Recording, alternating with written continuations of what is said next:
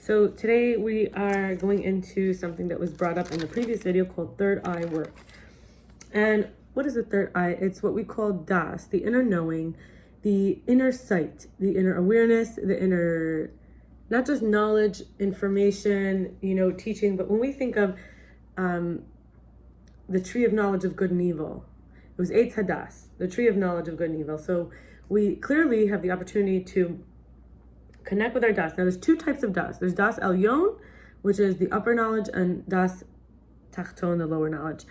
I'm calling up a lot from the book by Liz Simpson on chakras. Chakras here to me are a great way to apply paradigms and structure to look into the sfirot. I'm talking about sfirot. The das sfira comes from the chachma and bina. What comes, if you're looking at my orange hands, it's because I did some art and it stained my hand. I happen to be wearing an orange shirt.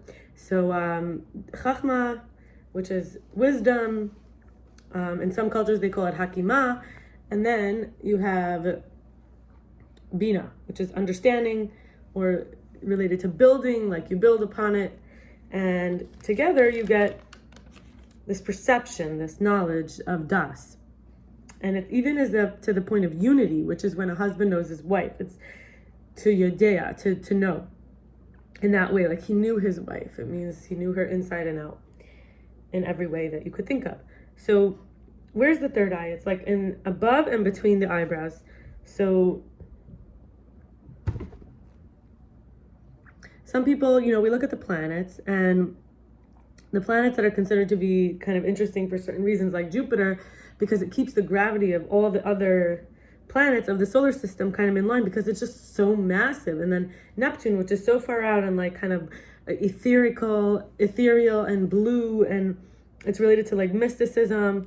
So it's about the ability to intuit. It's kind of intuition without concrete evidence, and it's to do with the higher functions of consciousness.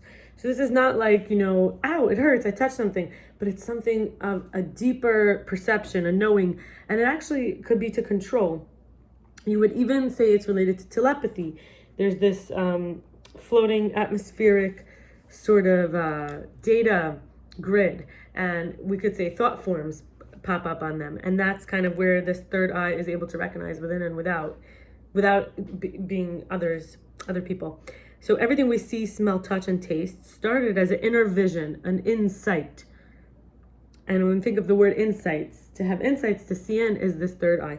Light hits the eye and it's translated into images. In esoteric realm, intuition is like a light created that is, coming on in the brain and then maybe accompanied by an internal image.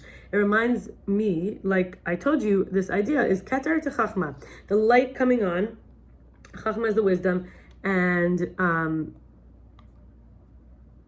we know that then we have bina, and then we have das. Chachma Bina Das is actually the name of the Hasidic lineage called Chabad, which originated in the location of Lubavitch. So Chabad is a mindset, Lubavitch is a place. And it's a lot to do with transcending limitations, seeing the bigger picture. Remember, Das could see something beyond just what you see in front of you.